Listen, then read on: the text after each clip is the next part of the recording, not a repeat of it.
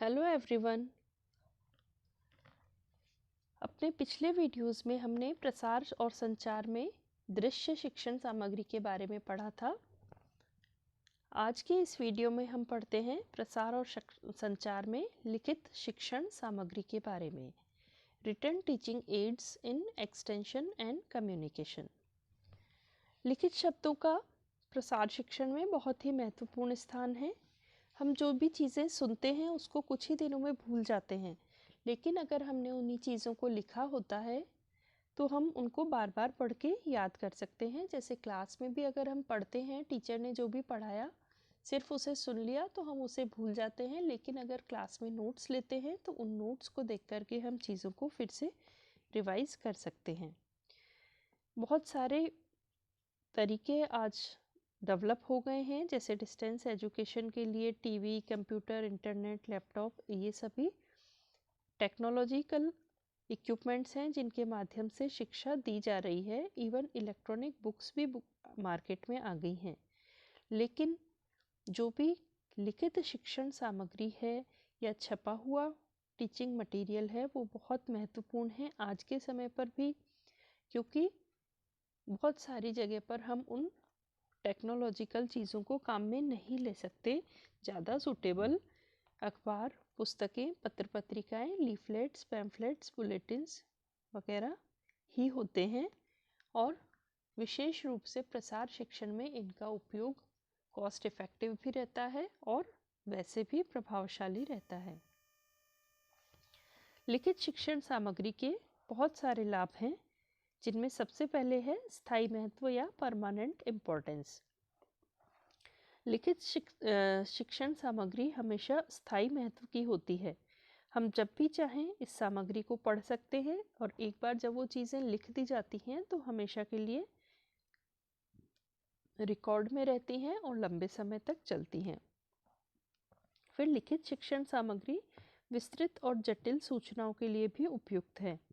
लिखित सामग्री के माध्यम से बहुत सारी विस्तृत सूचनाएं उपलब्ध करवाई जा सकती हैं, चाहे कोई मैथमेटिकल प्रॉब्लम हो या किसी तरह का सॉल्यूशन या फिर फिजिक्स के कोई सिद्धांत हो। तो ये चीज़ें या जो भी कॉम्प्लिकेटेड चीज़ें हैं, केमिस्ट्री की इक्वेशंस हो सकती हैं, किसी चीज़ की रेसिपी हो सकती है, ये लिखी अगर हो तो हम उनको बार बार रेफ़र कर सकते हैं, बार बार उसमें काम में ले सकते हैं, जब चाहे इन्हें पढ़ सकते हैं। इनकी विश्वसनीयता भी बहुत अधिक होती है, क्योंकि एक बार जो चीज़ डॉक्यूमेंटेड हो गई है फिर आप उसको बार बार बदल नहीं सकते। जो भी स्टेटमेंट हम देते हैं, कोई भी बात बोलते हैं, तो एक बार कुछ बोलते हैं, दूसरी बार हम उसको बदल भी सकते हैं। लेकिन लिखित सामग्री है, उसमें एक बार जो चीज़ लिख दी गई है उसको बार बार बदला नहीं जा सकता, इसीलिए उसकी विश्वसनीयता या रिलायबिलिटी बहुत अधिक होती है। फिर बोले गए शब्दों की बजाय लिखे हुए शब्दों में बहुत अधिक शक्ति होती है। लोगों का व्यवहार परिवर्तन करना भी लिखित सामग्री के द्वारा आसान होता है। लिखित सामग्री को कहीं पर भी भेजा जा सकता है, एक जगह से दूसरी जगह पर। लिखी हुई और छपी हुई अगर सामग्री है तो उसको बहुत रिमोट एरियाज़ में भी, गांवों में, शहरों में, महानगरों में, मेट्रो सिटीज़ में कहीं पर भी भेजा जा सकता है। किसी भी स्थान पर उन्हें उपलब्ध करवाया जा सकता है, और किसी भी तरह के लोग जो पढ़े लिखे हैं वो इसका प्रयोग कर सकते हैं। लिखित सामग्री के लिए कभी भी प्रत्यक्ष संपर्क की आवश्यकता नहीं होती। जो भी बातें लेखक ने लिख दी हैं वो उसके श्रोता या पाठक तक पहुंच जाती हैं, डायरेक्ट मिले बिना। अगर किसी व्यक्ति से अच्छे संबंध भी नहीं हो तो भी लिखित सामग्री को पहुंचाया जा सकता है बहुत अच्छे तरीके से। ये आप अपने विचारों को उन लोगों तक भी कम्युनिकेट कर सकते हैं जिनसे आपके विचार नहीं मिलते या जिनसे आप ये संबंध अच्छे नहीं हैं। इसके साथ साथ ही लोगों के ध्यान आकर्षण करने में और उनकी रुचि को विकसित करने में भी लिखित सामग्री बहुत मदद करती है।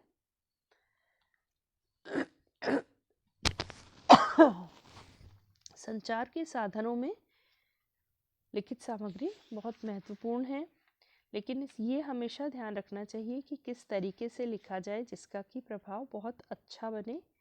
लेखक किसी भी चीज़ में लिख सकता है, जैसे कोई बुक लिख सकता है, न्यूज़पेपर में आर्टिकल दे सकता है, मैगजीन्स में आर्टिकल दे सकता है, किसी की सफलता की कहानियाँ हो सकती हैं, कोई प्रेस नोट हो सकता है, कोई सर्कुलर लेटर, लीफलेट या पम्फलेट, जो कुछ भी वो लिखे तो पहले ये क्लियर होना चाहिए कि वो क्यों, किस उद्देश्य से उस चीज़ को लिख रहा है, क्या कंटेंट लिख रहा है, किन पाठकों के लिए लिख रहा है, और कौन सा सही साधन है या सामग्री है जिस पर उसे लिखना चाहिए और कब लिखना चाहिए। भाषा हमेशा इसके लिए सरल होनी चाहिए, ये ध्यान रखना चाहिए।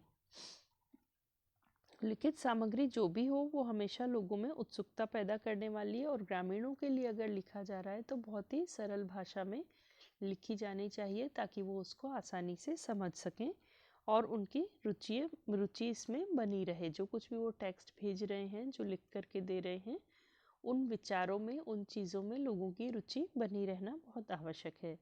लेकिन लिखित शिक्षण सामग्री की कुछ सीमाएं भी हैं, जैसे इसके लिए अधिक समय और धन की आवश्यकता होती है।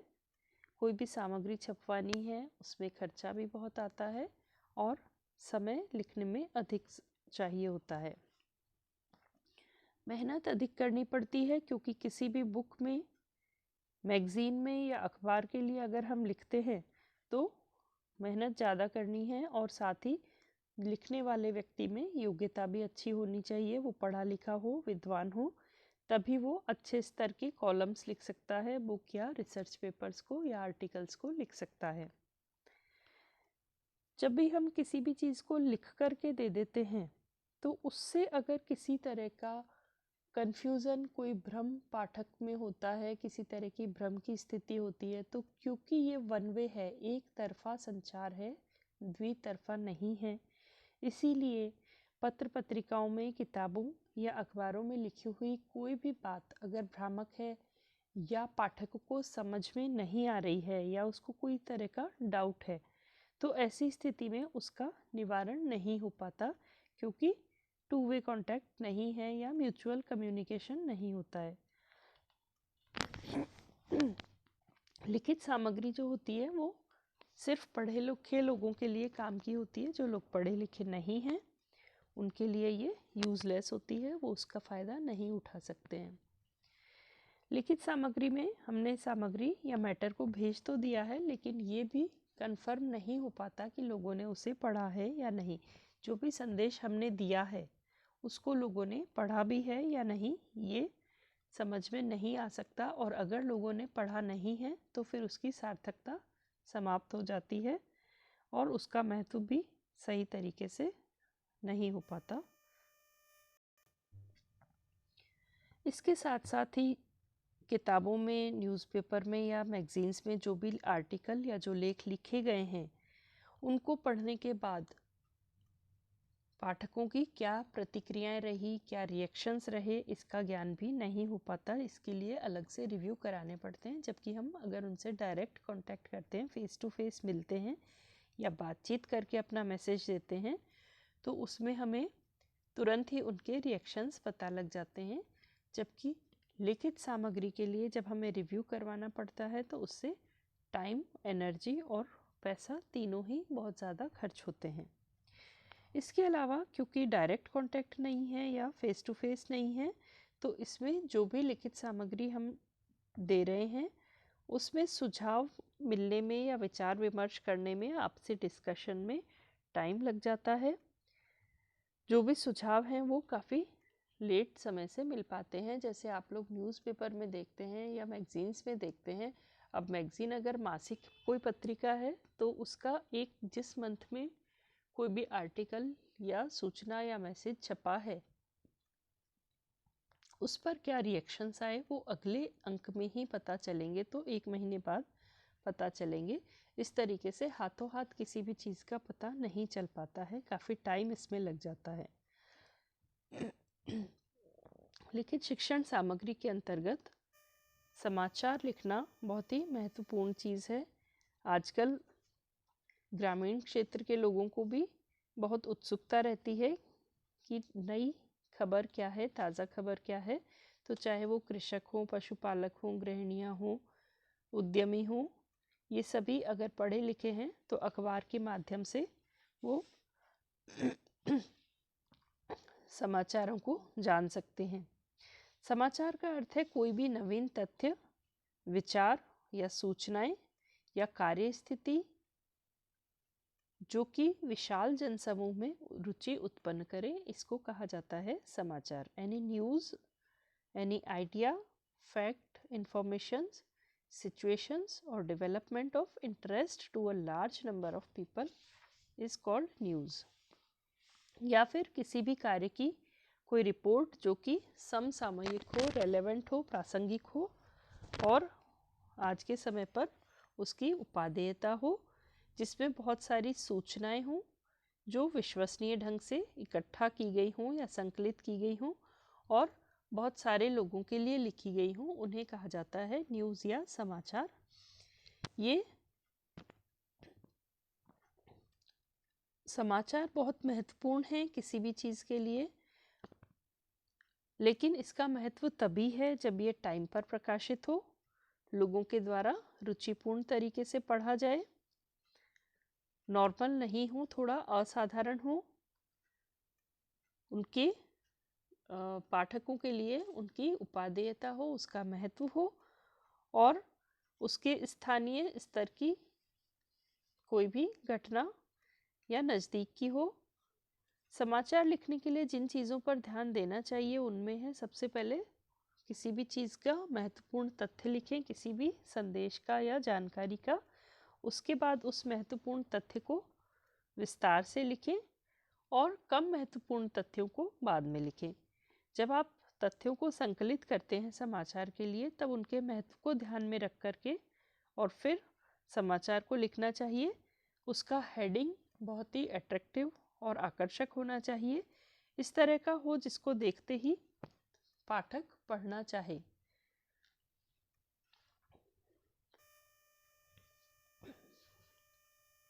अखबार में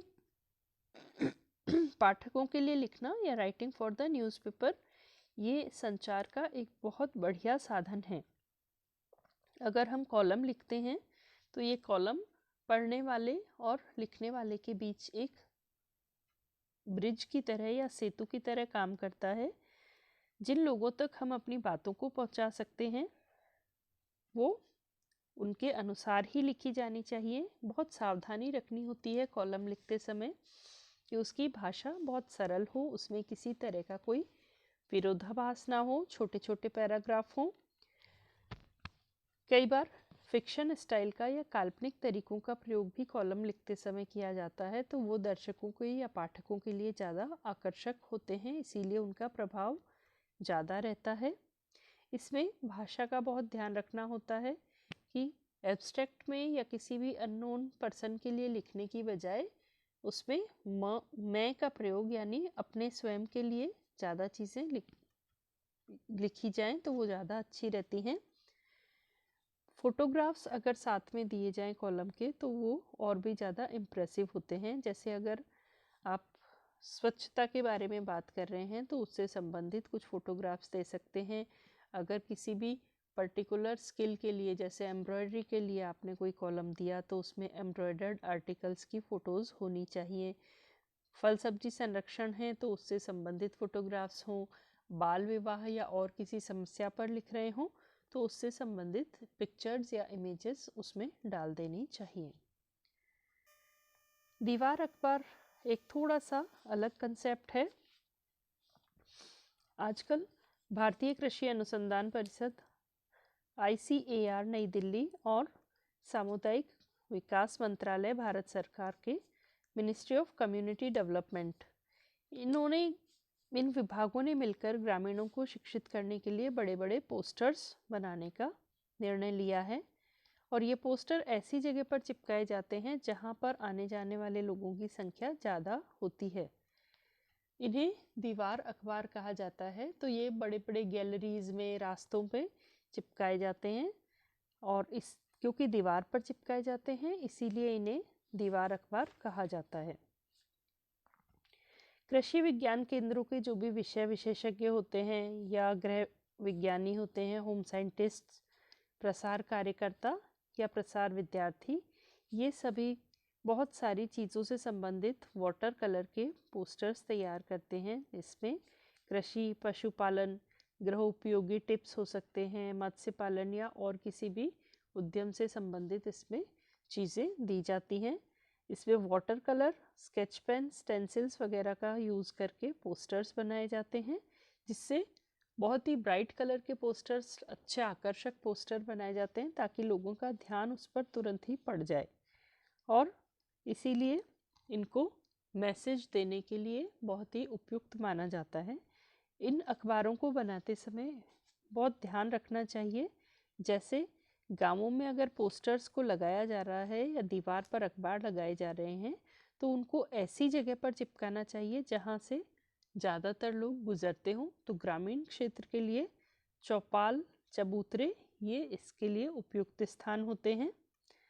जिस जगह पर वॉल न्यूज़पेपर लगाया जा रहा है वहाँ पर छाया होनी चाहिए, बारिश का, हवा का और आंधी का कोई प्रभाव नहीं हो, ये ध्यान रखना चाहिए कि बहुत ही सुरक्षित स्थान होना चाहिए। इस तरह का कंटेंट या मटेरियल दीवार अखबार के लिए होना चाहिए जो सभी के लिए काम का हो, चाहे व्यक्ति पढ़ा लिखा हो, कम पढ़ा हो या निरक्षर भी हो। मैसेज सभी को क्लियर होना चाहिए। तो इसका मतलब उसमें जो भी आप शब्द लिख रहे हैं उन शब्दों के साथ साथ में इमेज या चित्र भी बहुत ही क्लियर होनी चाहिए, और इस तरह के चित्र डाले जाएं जो बिल्कुल स्पष्ट हों, जिनसे मैसेज भी बिल्कुल क्लियरली चला जाता हो।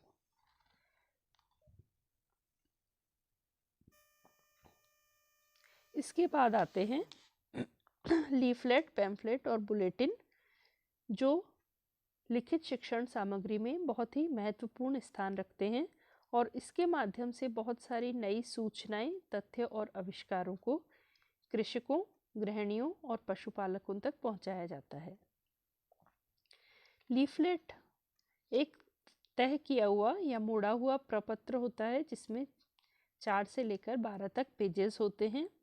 ये बीच से या तो सिला हुआ हो सकता है या स्टेपल्ड हो सकता है या कई बार सिर्फ फोल्डेड भी हो सकता है, मोड़ा हुआ भी हो सकता है।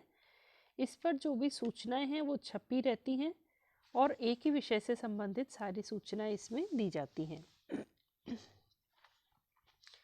पैम्फलेट लीफलेट से थोड़ा ज़्यादा बड़ा होता है, इसमें नंबर ऑफ पेजेस ज़्यादा होते हैं। इसमें लगभग 12 से 24 पेजेस होते हैं। ये छपा हुआ होता है और इसमें इमेजेस भी होती हैं और इसमें भी एक ही विषय के बारे में जानकारी दी जाती है। बुलेटिन और भी ज़्यादा बड़ा होता है जिसमें 24 से लेकर 48 तक या उससे भी ज़्यादा पेजेस होते हैं और इसमें एक ही विषय पर बहुत सारी जानकारी दी जाती है। अगर आप किसी भी विषय के बारे में संक्षिप्त में जानकारी देना चाहते हैं, छोटी इन्फॉर्मेशन देना चाहते हैं, तो लीफलेट का प्रयोग किया जाना चाहिए। जैसे किसी भी रेसिपी को बताने के लिए, जैसे कोई सूप बनाना हो सकता है, अचार बनाना, कैंडी बनाना या पापड़ बनाना या फल सब्जियों का संरक्षण करना, ये छोटी छोटी चीज़ें अगर किसी एक पर्टिकुलर फल या सब्जी के लिए आप दे रहे हैं तो इसके लिए लीफलेट का प्रयोग किया जाना चाहिए। लेकिन अगर 2 या 3 तरह के फल सब्जियों के संरक्षण के बारे में बात कर रहे हैं या कुछ 2-3 एक्टिविटीज़ के बारे में बता रहे हैं या कुछ विशेष किस्म की बीजों के बारे में बता रहे हैं, उन्नत किस्म के कुछ बीजों के बारे में किसी एक फसल के लिए, जैसे गेहूं की फसल के लिए, तो उसके लिए पैम्फलेट का प्रयोग किया जाना चाहिए। लेकिन अगर आप किसी भी चीज़ को बहुत बड़े स्तर पर बता रहे हैं, जैसे 8 या 10 फल सब्जियों के संरक्षण की विधियों के बारे में या फिर कई तरह की अलग अलग फसलों से संबंधित उनके उन्नत बीजों के बारे में या बहुत सारे तरह के उर्वरकों के बारे में, तो जब बहुत सारी ज़्यादा जानकारी है तब बुलेटिन का प्रयोग किया जाना चाहिए जिसमें बहुत ज़्यादा सूचनाएं दी जा रही हों। इन तीनों को तैयार करते समय ये ध्यान रखना चाहिए कि पैम्फलेट हो, लीफलेट हो या बुलेटिन हो, इसमें जो भी शब्द हम लिख रहे हैं, जो टेक्स्ट है, उसके साथ साथ में आकर्षक इमेजेस भी अगर काम में ली जाएंगी तो ये ज़्यादा इफ़ेक्टिव होते हैं, ज़्यादा प्रभावशाली होते हैं। लीफलेट, पैम्फलेट या बुलेटिन को तैयार करते समय ध्यान देना चाहिए कि ये हमेशा लोकप्रिय हों, तो इसके लिए इनके समसामयिक होना या रेलेवेंट होना ज़रूरी है। जो भी गांव के लोगों की समस्याएं हैं या जो भी इसके पाठक हैं, ऑडियंस हैं, उनकी रुचि के अनुसार उनकी समस्याओं को ध्यान में रख करके ही इसका कंटेंट लिया जाना चाहिए, इसकी विषय वस्तु ली जानी चाहिए। इसमें जो भी सेंटेंसेस हों, वाक्य हों, वो छोटे हों, भाषा सरल हो और कोशिश करें कि स्थानीय भाषा में ही लिखा जाए। इनको आकर्षक बनाया जाना चाहिए। इसमें चित्रों का समावेश होना चाहिए और सारे जो भी चित्र हैं या जो भी इमेजेस हैं वो कंटेंट से या सब्जेक्ट से रिलेटेड ही हों, कोई ऊटपटांग चीज़ें इसमें नहीं डालनी चाहिए। वाक्यों का प्रयोग कम करते हुए जो भी चीज़ें हम बताना चाह रहे हैं उनको तार्किक तरीके से समझाना चाहिए और सारे किसी भी विधि को अगर बता रहे हैं तो उसके स्टेप्स बिल्कुल क्लियर और सही क्रम में लिखे जाने चाहिए। ये चीज़ हमेशा ध्यान में रखी जानी चाहिए कि लिखित सामग्री जितनी कम, छोटी और सरल होगी उसको पढ़ना उतना ही आकर्षक रहेगा या रुचिकर रहेगा लोगों के लिए। और अगर हम उसको बहुत लंबा कर देंगे तो ये काफ़ी बोरिंग या उबाऊ हो सकता है, नीरस हो सकता है। नेक्स्ट है परिपत्र या सर्कुलर लेटर। ये प्रसार और संचार का एक बहुत ही सस्ता और प्रभावशाली साधन है परिपत्र। इसके माध्यम से बहुत ही कम समय में नई नई सूचनाएं, तथ्य और विचारों की जानकारी ज़्यादा से ज़्यादा लोगों तक पहुंचाई जाती है। ये इस तरह का लेटर होता है या पेज होता है जिसमें बहुत सी सूचनाएं छपी या लिखी रहती हैं। परिपत्र के बारे में कुछ विशेषताएं हैं जिनका ध्यान रखा जाना चाहिए जब भी हम परिपत्र बनाते हैं या सर्कुलर लेटर बनाते हैं। उसमें छोटे छोटे वाक्य हों, भाषा स्पष्ट हो, आवश्यक सभी तरह की सूचनाएं उसमें इकट्ठा करी गई हों और सही तरीके से सही क्रम में लिखी गई हों। भाषा सरल होनी चाहिए ताकि कम पढ़े लिखे लोग भी इसको आसानी से समझ सकें। कोशिश करें कि स्थानीय भाषा में लिखें। परिपत्र हमेशा उद्देश्यपूर्ण होने चाहिए, लेकिन इसका एक ही उद्देश्य हो, बहुत सारी चीज़ों को लेकर के इसे नहीं लिखना चाहिए। इसको इतना आकर्षक और प्रभावशाली बनाना चाहिए कि इसको देखते और पढ़ते ही लोग उस चीज़ को फॉलो करने के लिए तैयार हो जाएं या जो कुछ भी मैसेज हमने दिया है उसको तुरंत ही मान लें। कई बार अपने हाथों से भी लिख करके इसको भेजा जा सकता है या इसको छपवा करके प्रिंटेड रूप में भी लोगों तक भेजा जा सकता है। लेकिन जो भी चीज़ें हम जो चेंज चाह रहे हैं या जो मैसेज लोगों को देना चाह रहे हैं तो वो बार बार लोगों तक पहुँचे, इसके लिए इसको हर सप्ताह में या फिर मासिक रूप से या पाक्षिक रूप से यानी महीने में 2 बार अवश्य ही ग्रामीण लोगों को भेज दिया जाना चाहिए। तो ये सभी लिखित शिक्षण सामग्री हैं जो पढ़े लिखे लोगों के लिए विशेष रूप से काम में आती हैं और इसमें पढ़े लिखे लोगों को शिक्षण दिया जा सकता है।